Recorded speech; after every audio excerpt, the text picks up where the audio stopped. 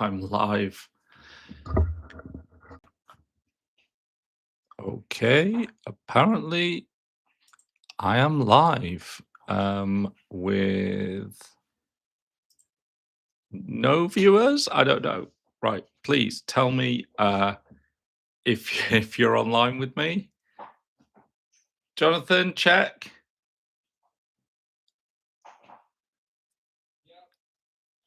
I'm online. Wow. Nobody's there?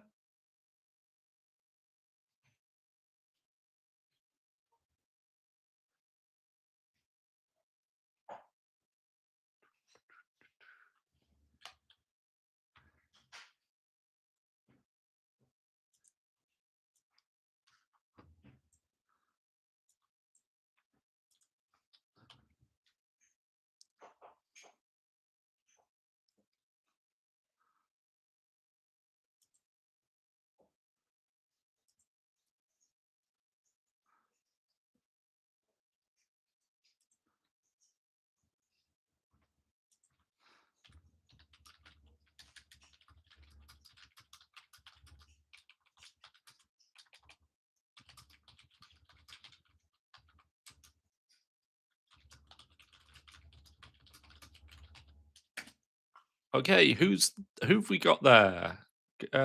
Put some comments on the chat. I think we've got a couple people now, although I can't tell.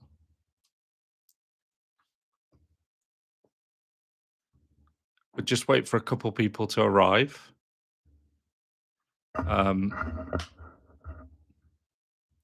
Is my sound working okay, Jonathan? Awesome.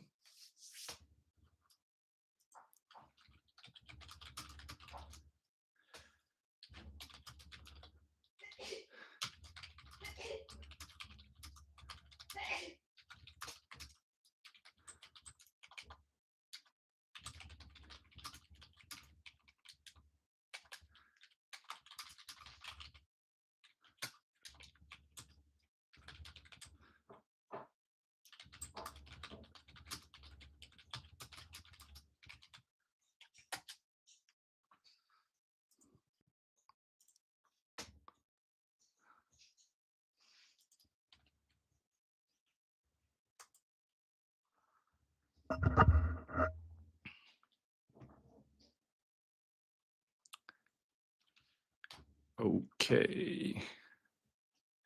I'm hoping we get a couple people on.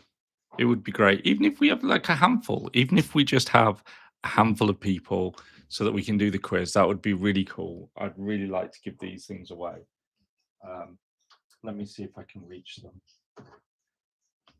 I also have this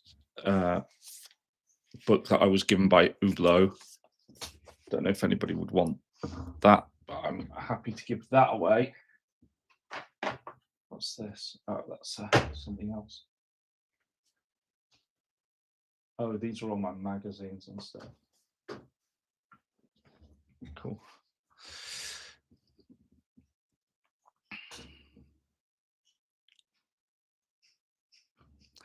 So this is kind of weird. This is kind of weird experience for me. I've never done a live stream before, obviously. Only been building the channel now, just over a year. So it's you want to get on the live stream, Bessie? You want to get on the live stream? So it's a bit of a dive. I just thought I'd give it a go and see what happens really. If people come on and they want to join, it's going to be fantastic. But if it doesn't happen, it's not the end of the world. What are you doing there? Oh, Bessie.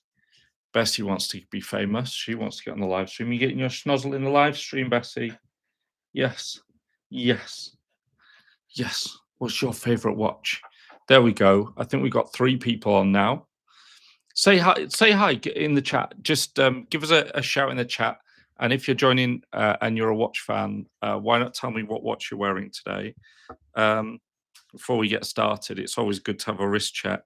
I've got a couple of watches in front of me that I'm just making sure are showing the right times. But today, as with most days, I'm wearing my black. That's a spring drive Grand Seiko. So quite happily, let's get this one set. 1935. Okay. So we've lost somebody. That's a good start. Lost somebody already. Um,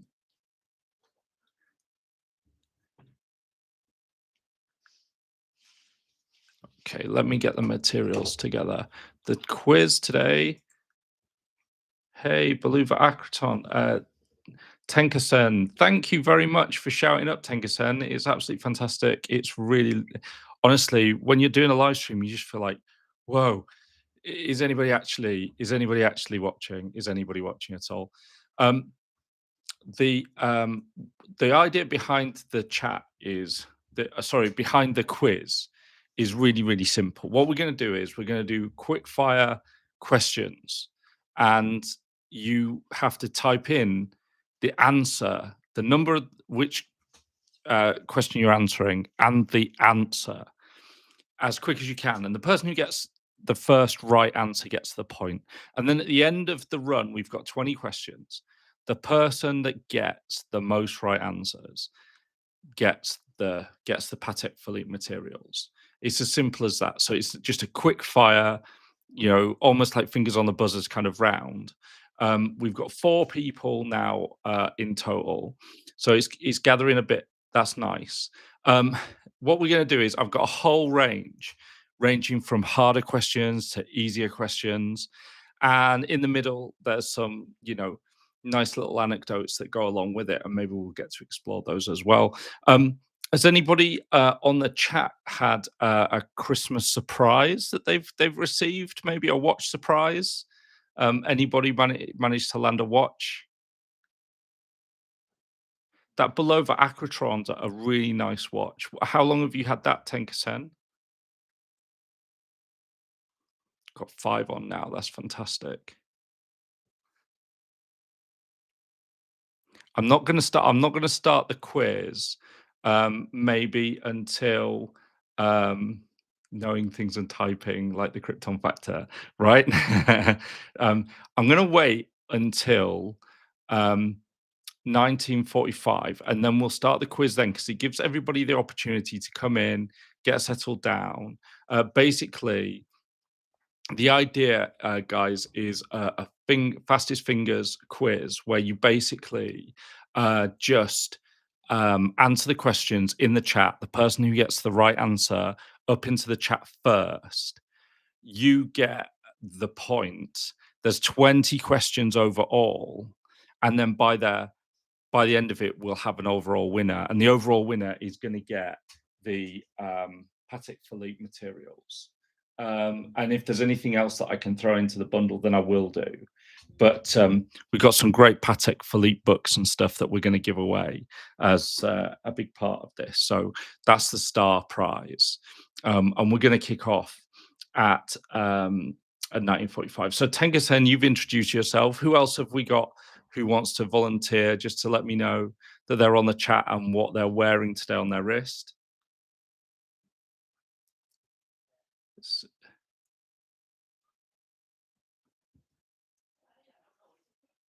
So we've got 5 minutes, quick drink of coffee. Mm. I hope you've all had a really fantastic Christmas, by the way. It's been a really good one for me, but it's just been a really great. It's been really great, actually, just over the last kind of year building the channel and being able to have that opportunity to put materials out and for you guys to join and subscribe and stuff. Um, I've really been surprised by the rate at which people have subscribed, and the support that I've received has been really outstanding. I've had some really, really nice support in the chats beneath all of the videos that I've put out. Um, it's a 1966 Bulova. Wow, that's pretty cool. Joseph, hi, how you doing, mate? What do you got on your wrist today for us, Joe?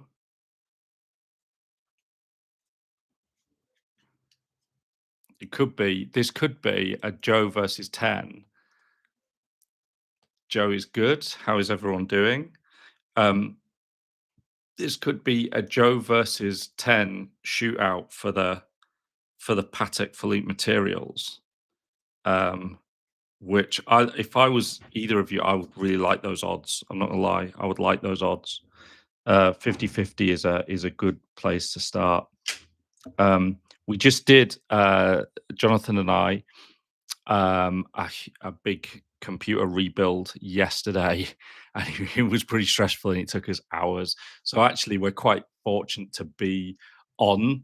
Um, at one point, I was thinking I might actually need to cancel this, but thankfully, we haven't had to.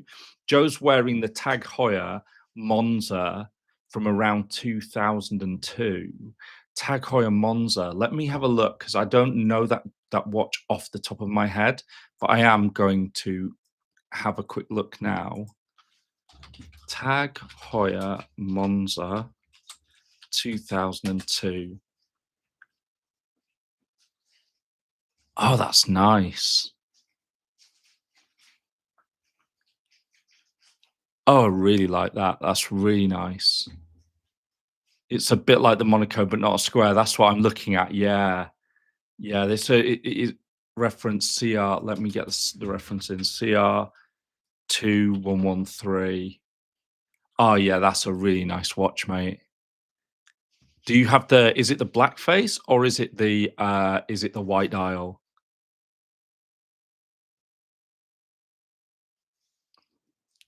I've gotta say, I've seen these on, I've seen these on Chrono24, and the price that they're going for, I was so tempted.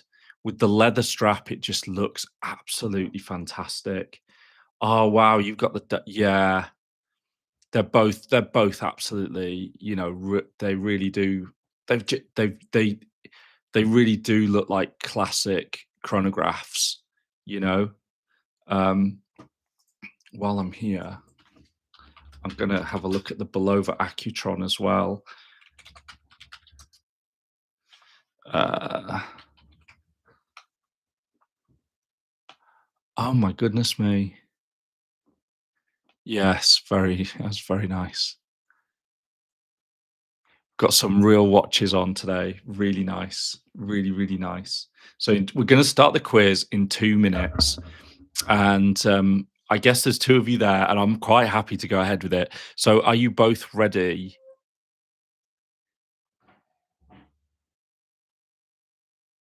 It's a good bit of Christmas fun. At the end of the day, it's a good bit of Christmas fun. It might not take that long because actually there's only 20 questions, so we might fly through it a little bit. We might have a little bit of side chat on the way, but you know, either way, it's going to be a great bit of sort of Christmas fun, as it were. Um, just starting a couple of minutes. Last opportunity for somebody else to dive in if they want to. The other person on the chat, by the way, is my son Jonathan, who's like my tech guru. He's the guy that helps me with all of my tech and everything, and he sort of keeps me online and everything else. He's quite amazing. So I'm really lucky to be here, thanks to him. Mhm. Don't worry, Joe. They're not all Patek Philippe questions by any means. I'm just seeing if I can see the books so I could actually show them. You'd think that I'd have them ready for this. I just sprinted back from visiting my mum and dad, so I don't have the books to hand, which is like a real big shame. But I'm going to see if I can find them so that you can see them because they're really lovely, high quality Patek Philippe materials about them, their movements, and it's got their full and complete up to date catalogue, which is really nice. They're in full color, really glossy, and they were given to me actually by a an authorized dealer. There aren't that many authorized Patek dealers, as you can imagine, in Toronto, in Canada, while I was over there. And he was just so nice, just really, really nice guy. So there we go. It's 19:45. I said we'd start now, so we're going to get going. Joseph's given me the thumbs up. 10% has given me the thumbs up. Before we go any further, Joe, where are you from, mate? Where in the world are you watching from today?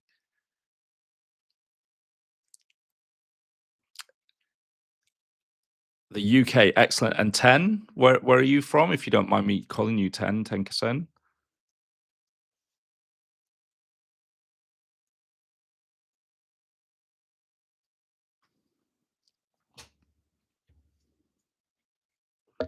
Oh, Birmingham, UK, excellent.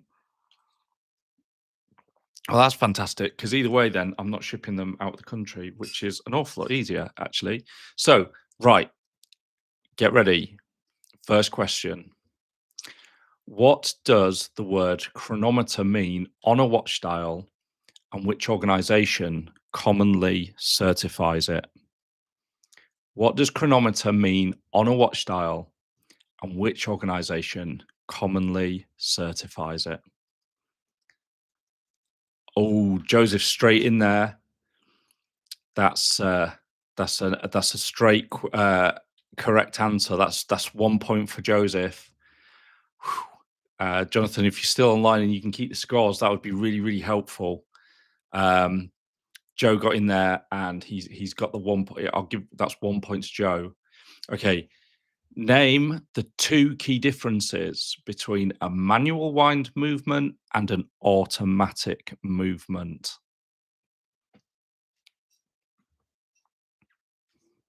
Name two key differences between a manual wind movement and an automatic movement. A little bit more tricky. Joseph's coming in with Laxarota. I'll give one point for that. There's auto winds itself can't be overwound. Right. Okay. That I'm going to give a point each because there was 2 points available there, giving Joe 2-1 advantage at this stage. Three. What is the purpose of a GMT hand on a watch?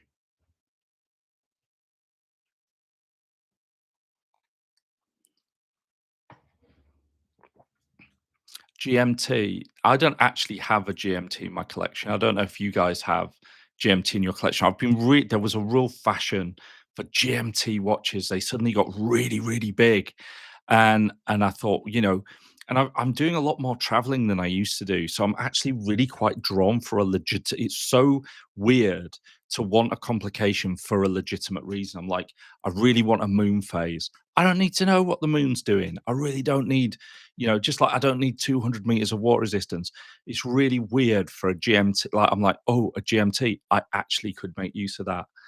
Um, Track's second time zone. 10 got in there first. I think that's 2-2. 10% does a Casio AE 1200 count. Um, I don't know actually. Christopher Ward Trident GMT is a good choice. Yeah, it is. Christopher Ward. They've been doing. I should get my Christopher Ward out. I haven't worn it enough. They really do. When I went to Canada, they let me take a Lumiere with me, and we went under the Niagara Falls with it. It was absolutely brilliant. I wore that watch for the whole 2 weeks. And that was such a comfortable watch. It wasn't a GMT, but it was such a comfortable watch. Um, right. Okay.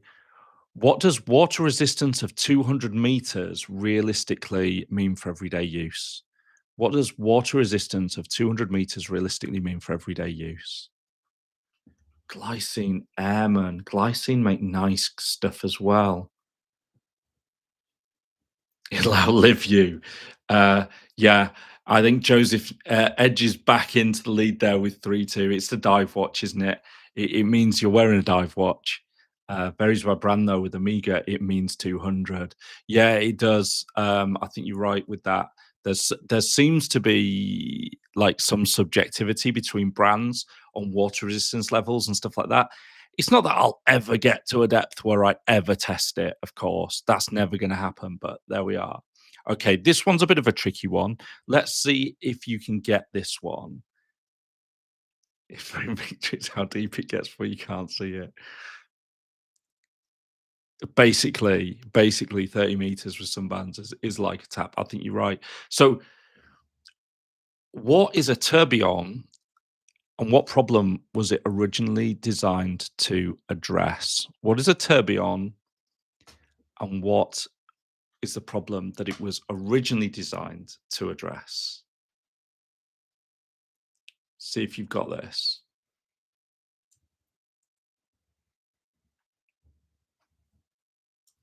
I've got a textbook answer here so that I can get this absolutely right. Timekeeping at sea. Oh, wow, look at these answers. Yep. So the answer that I've got is a tourbillon is a rotating cage that holds the escapement. It was designed to improve accuracy by counteracting the effects of gravity on pocket watches when held in vertical positions. Rick from Texas, I love the fact that you're from Texas, mate. How extraordinary that you're joining us all that way. By all means, Rick, you're some way behind on the quiz, but you are more than welcome to join in. It's a fastest fingers. You put the answer in the text, um, and you can see how you do. It's not actually unachievable at this stage because the scores. I get the scores to be. I think it's 3-3.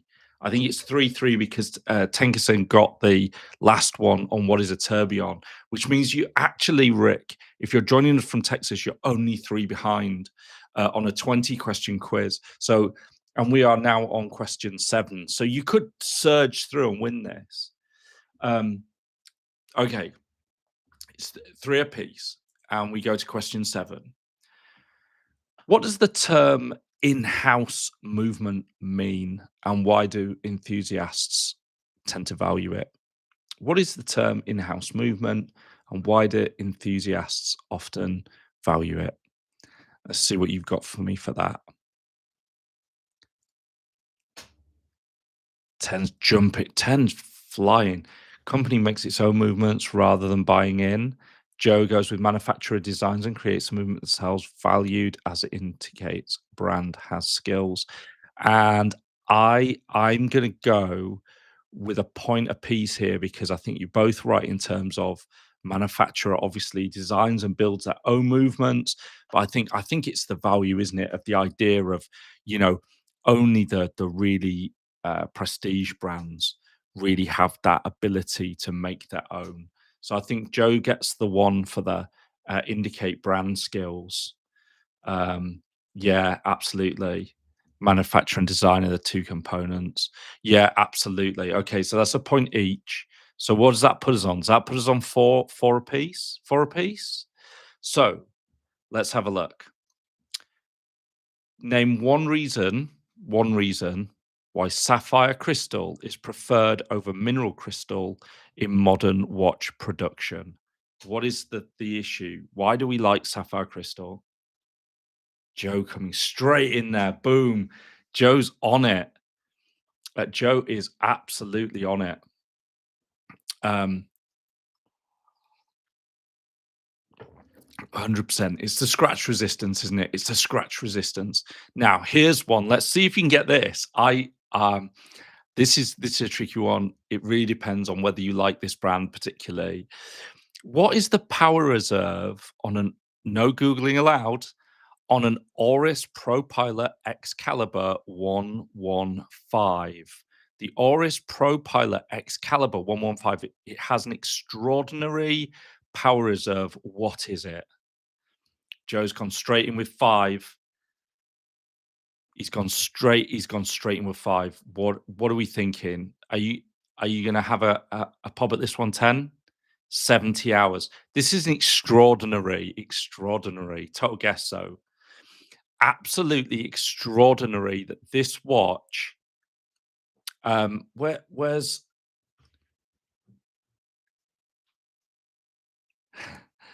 Rick? My fingers are on my sandwich. Right? Okay, Rick. Okay, this one is 10 days. It has 10 days of power reserve, 240 hours. How incredible is that? That's why I picked that one out. It's got a double barrel system for power reserve. quite an extraordinary Pro Pilot Excalibur, quite a ridiculous watch. And then Joe said, although I think maybe 10 days, if I was wrong the first time, I do know Oris do a lot of 5-day movements. They do. The Pro Pilot range generally is actually mostly 5 days, which is quite crazy. Yeah, yeah, right, right thing. You'd imagine it did have a Nokia style battery on that bad boy. I'm old enough to remember. In fact, embarrassingly, I used to be in a job in sales, and I had a Nokia, one of those Nokia 3310s, and I was waiting for a deal to come in. The guy was going to make a decision between myself and a competitor, and the phone rang, and I was like, "Oh wow!" So I decided, phone rang, pull the car over. I've got like took the phone call, and it was bad news. The guy said, "No, I'm really sorry. I've decided to go with the competitor." But I thought it was pretty cool that he called me anyway. Like he didn't have to really, but he did. He phoned me and he said, "Yeah, thank you for coming in. We decided to go with your competition." I was really gutted because I really wanted the commission off that sale. And the 3310, I was so angry. I threw it across the car. I was in a Vauxhall Vectra. I threw it across the car, and it hit the spongy bit on the door, the passenger door, and it wanged back off the door, and it smacked me in the face like this. And honestly, I saw stars. The watch, the phone was like built like a brick, and it just smacked me in the side of the face, and it was just like, oh, like that. It was like those phones were ridiculous. You got Ericsson 1018s instead. Um, yeah, Joe just had a look at the shape of those movements. Two barrels look like bear ears. Yeah, it's really cool. It's really cool. Okay, anyway, enough of my misadventures in sales. Um, right. What is the thinnest automatic watch in the world? The thinnest automatic watch in the world. If you got to have a look at any of my shorts, I did a short where I was wearing a version of this. I think I think I'm going to give it. I think I'm going to give it Joe there. Yes, it is the Finissimo. And to be specific, because there are a few of them, it's the Finissimo Ultra Mark II. And Rick, you're quite right. It's like 1.8 millimeter. It's absolutely unbelievable. When you go on their website and you look at how thin it is, I've never had that particular one, but I had one on my wrist that was like 3 point something, that I managed to find in the Bulgari boutique in Heathrow Airport, which I was like, "Oh, there's a Bulgari boutique in Heathrow Airport." I thought that was really odd, but yeah, and I had it on the wrist. Absolutely, the weird thing about it is it absolutely does not feel like you're wearing a watch. It doesn't feel like you're wearing anything. It's a bit spooky, actually. Um, I don't know, Jonathan, if you're keeping the scores for us there, mate. Um, but I think at the moment, and correct me if I'm wrong, I think Joe is up one. Um, right. Engineering is cool, but but was it too light? I actually think it is too light. I do like to, if I'm putting a watch on my wrist, I want to know that it's on my wrist. You know what I'm saying?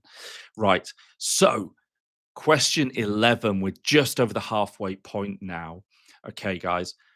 What is the difference between a quartz watch and a mechanical watch in how they keep time? What is the difference between a quartz watch and a mechanical watch in how they keep time?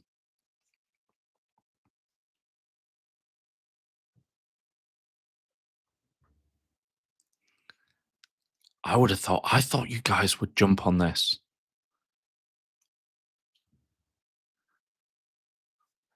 Yeah, I think 10's gone above my head like this. Quartz oscillation versus spring unwinding is like whoosh.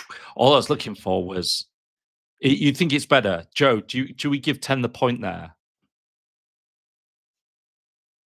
This is great sportsmanship from Joe. This is great sportsmanship. I think that evens it up. Evens it up. This is neck and neck. Guys, I couldn't have like brought two more evenly competing competitors in. Yeah, Ted's answer is much better. Okay, right. Let's go. Let's go for number 12. Let's see if you can get this one. Which town in East Germany, bordering the Czech Republic, is associated with the production of high quality automatic watches? The name of the town in East Germany bordering the Czech Republic is associated with the production of high quality automatic watches. Glass Hooter. I'm gonna give that Joe. It's just that you've got a spelling error there, but it's fine. Joe got it there. That puts Joe back one ahead. It is Glass Hooter. So many watch brands. If you've never been out to Glass Hooter, it's really worth it just to go out there. If you can get tickets to get a cheap flight or something, and fly out, fly to Prague, get a cheap flight to Prague, and get a 2 hour train because it's that close to Prague. You can just get a beautiful train ride across, then to Dresden, and then you go down from Dresden. It's literally like 20 minutes on a bus from Dresden, but it's an amazing town. The whole place is completely watch heaven. They're just like, Nomos is there, Alanga and Zona is there, Glashütte Original. All these people are just down there, and everybody there seems to be watchmaking. Oh, that Nomos World Timer is such a watch, and I got to handle that. And honestly, if you're a bit ADHD, if you've got ADHD and you just need something like, you can press. Honestly, the pressing of that button is just fantastic. The way it shifts all the time zones, everything, it's quite incredible. Um, so James Bond is generally associated with which maker of watches? James Bond is associated with which maker of watches? Oh, 10 straight in there to even things up. Oh, look at that. Mm. And that takes me on to one James Bond actor famously wore Rolex on screen. Who was he? Which James Bond actor wore a Rolex on screen? Joe's moved one ahead now. It is Sean Connery. Yeah, likes a Rolex. Can I do Sean Connery? I don't know if I can do Sean Connery. I don't wear an Omega. I don't know. That's awful. I apologize. Right. The Zenith El Primero movement was saved by the actions of one engineer who hid the movement and production tools from destruction in the mid 1970s. What is his name? Now this is a tough one. I'll be really impressed if you've got this guy's name. If you've got this, I don't know if you know that. I don't know if you know the story. Do you guys know the story behind this? It's one of the most incredible stories in watchmaking. That's right, Joe. They were because what happened was, um, Zenith were bought out by the Zenith. It was something like the Zenith wireless radio company or something in America, and they only bought them because they were also called Zenith. It was so weird. So the guys that bought them didn't know anything about watchmaking or anything, but they bought them at the worst time to buy a mechanical watchmaker, the start of the quartz crisis. So they had a bit of a nightmare on their hands, and they saw that Seiko were smashing the industry with quartz, and they sent a message over to Europe saying, "Guys, it's all quartz now. Get rid of all that El Primero crap. We want quartz watches." And then basically, the guy in question, um, whose name is Charles Vermeau, who was a lead engineer on devising and developing this incredible technology, the Zenith El Primero, which I will hold up, see if I can get that on there. There you go. There's my El Primero. So in developing that, he said, "That's too good. It's too good. We're not throwing that away."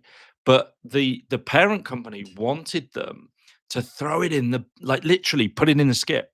So what he did was he went up into the attic and he built a false room, and he literally plastered over to make sure nobody knew it was there. And he catalogued meticulously all of the materials, the machine parts, the process, everything was there. And then within a few years, people started to go back to mechanical watches. And in fact, Rolex came in and said to Zenith, who were on their knees, hey guys, because the El Primero was the first automatic chronograph movement. Hey guys, we've got this. We want to put an automatic movement in Daytona. Um, can we buy X thousand El Primero movements from you?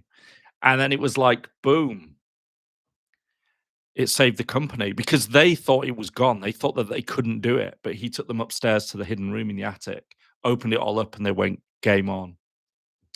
The wrist chick has joined us. Hello. Hello. Thank you for joining us, Charles Vermeau. You're right. Absolutely, Charles Vermeau. It is an amazing story. How you doing, wrist chick? It's so great to have you on with us today. You sound like you've got a channel as well. I'm going to have to check that out because I'm not sure that I have done, but it sounds like I really do need to. And I'd recommend everybody goes and has a look at that as well. So let's have a look, right? So I have us at even Stevens at question 15, where neither party got Charles Vermeau, although the wrist chick did get Charles Vermeau.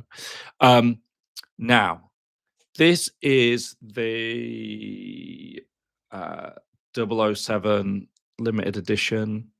Oh, it's upside down. Let me get it the right way. Okay. Now,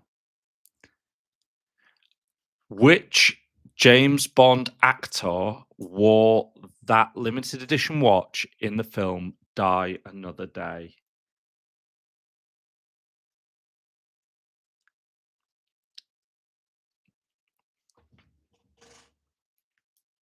Richard was delayed. Mate, never mind, never mind. You're more than welcome to join us, although these guys have been going neck and neck, neck and neck. Um, Joe has just taken the lead again, but they keep exchanging the lead. It's worth it just to see who's going to prevail on this one. Um, okay, what is special about the Grand Seiko spring drive movement? What is special about the Grand Seiko spring drive movement?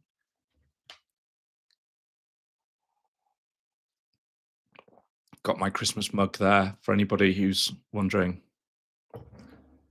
Yes, Joe has stretched a lead for the first time, 2 points ahead. Quartz accuracy, no battery. What an incredible thing the spring drive is. Anybody on the stream got a spring drive? You guys got a spring drive at all? Anybody? Um, I think they've gone. The price of spring drive seems to have really gone up in the secondary market, and I got really, really lucky, and I got a spring drive, and I paid about 1,500 quid for it last year, and I absolutely love it. Like on my daily, that is literally the watch that I reach for every single day, um, and it is just it. Honestly, it's fantastic. The second hand just glides on it. It's unfortunately it's not one of the really fancy dials. It's just a very, it's an early one. It's very dark thing, but it's just such a lovely sweep. Um the 9F quartz Grand Seikos are just insane, and the accuracy is like 5 to 10 seconds a year. And I love the fact that um they've put a balance spring in a quartz movement just to make sure that when the seconds hand lands, it doesn't quiver at all. It just strikes, strikes, strikes. Absolutely amazing. I'm a massive, massive Grand Seiko fan. Okay, so let's see where we are. Who got that one? Joe, you stretched your lead to 2 points. And actually, could you believe it? You stretched your lead to 2 points. We've got 3 questions left. So 10, you need to be absolutely on it, mate.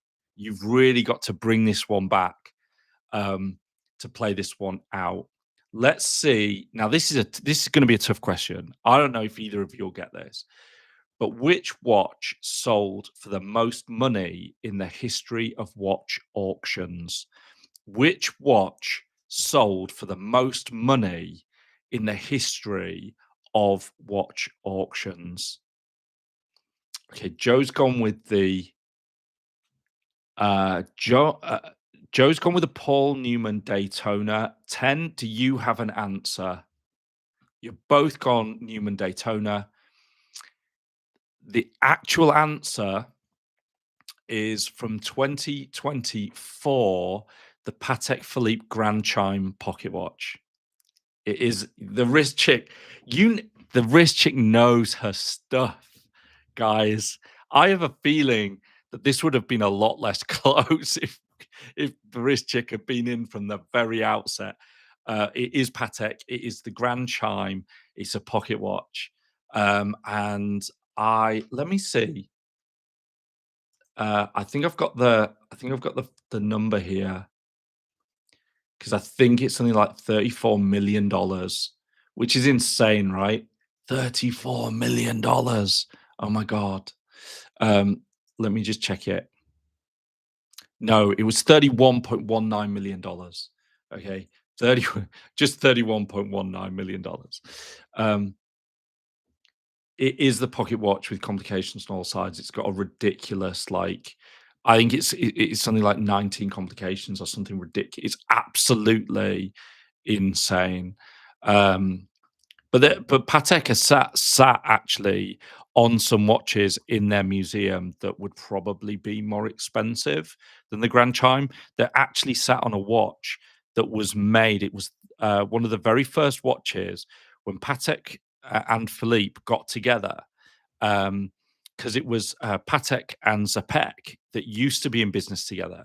Then Zapek left, and Patek and Philippe got together, and then basically they made a pocket watch that they took to the Grand Exhibition in 1853, and they put it on display there. And Queen Victoria, with Prince Albert, they went to the show, they went to the exhibition, and they bought it. And it's like a sky blue. It looks like a brooch. It's got beautiful gold brocading on it, and they have that watch in the museum.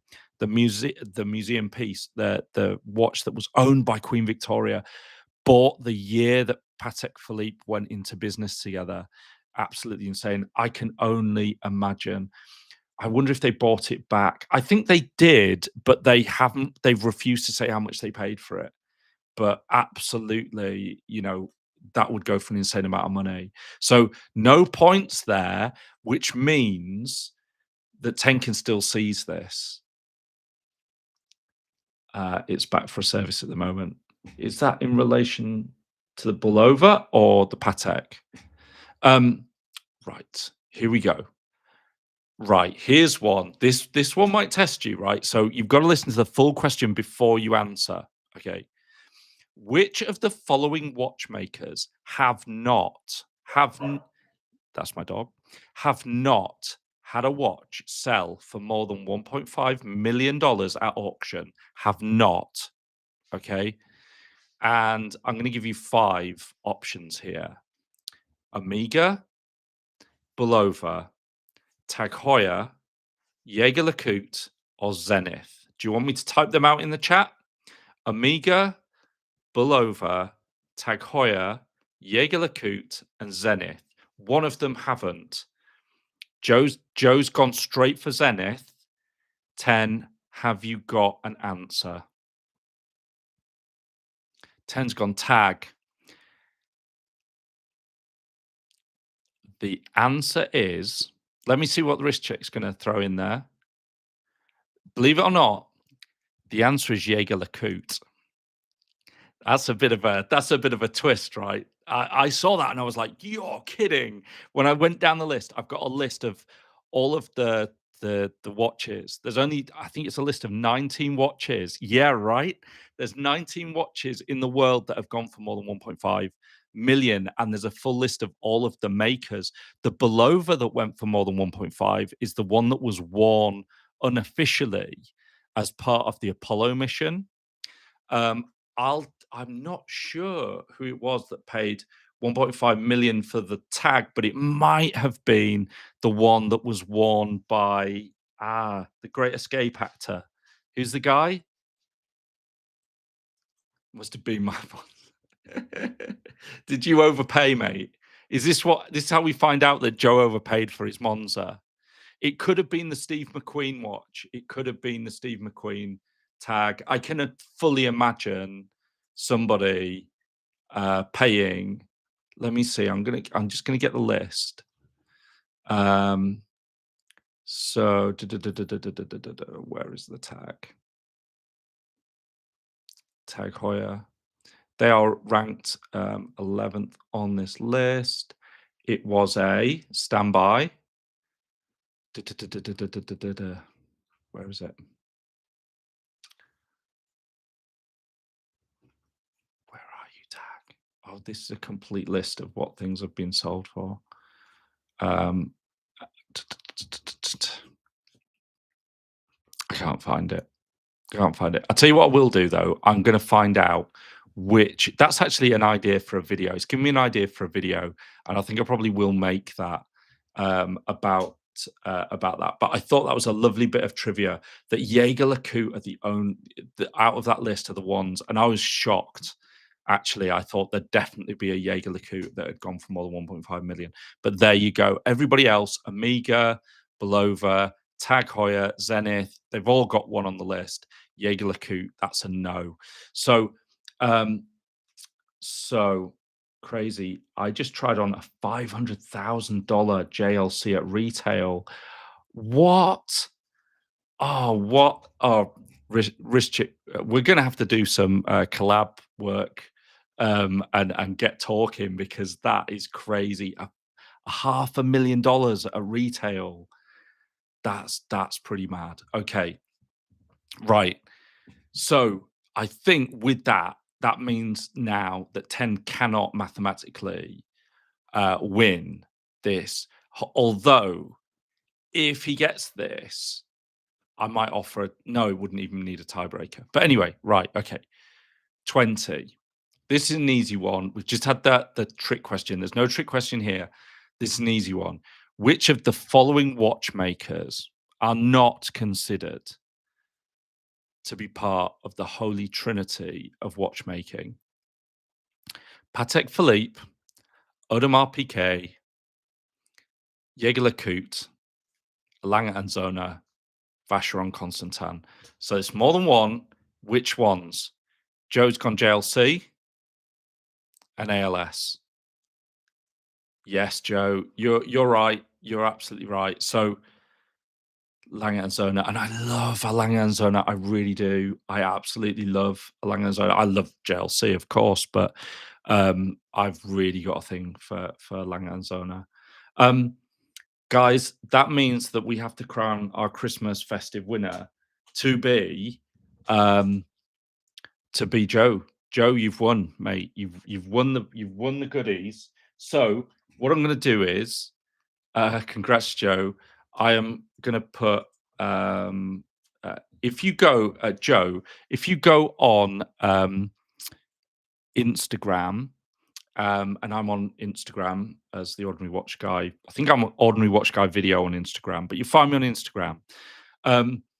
Then send me a message, direct message me there, because you know how it is on YouTube. For some reason, you can't privately direct message people, which I think is insane. But if you direct message me on Instagram with your details, I'll respond back to you so I can get a postal address and I will send these materials. And I might be able to rustle something up separately for 10 as well, because 10, you've been a great competitor. By all means, hit me on my Instagram, and I'm really grateful for you guys for turning up. I've got to say, when I said I'd do a live stream, I was like, I'm going to sit here and nobody's going to turn up. But like, obviously, we've had a great time. It's been great fun. And Rich Chick, I'm going to follow you and your channel, and hopefully, you and me, we can maybe get to do a collab or something, and we can put some material together in the new year. That would be really, really cool. So thank you to everybody. Have a really wonderful Christmas. I've had a great time. I've had a good bit of fun, and I'm really grateful for you following the channel as well. Um, Oh, you do a live show every week on YouTube. Probably do it much better than this, in fairness. But I'm gonna look that up, Rich Chick, and I'm gonna definitely. So everybody, just to see, Rich Chick is on and does a live show every week on YouTube. So make sure you catch that. And Merry Christmas, Happy New Year. I'll be putting some new videos out between now and the New Year and some other stuff. So catch that when it comes out. And guys, thanks ever so much. I'll catch you later. Bye for now. Or cameras over there. Bye for now, guys. Bye.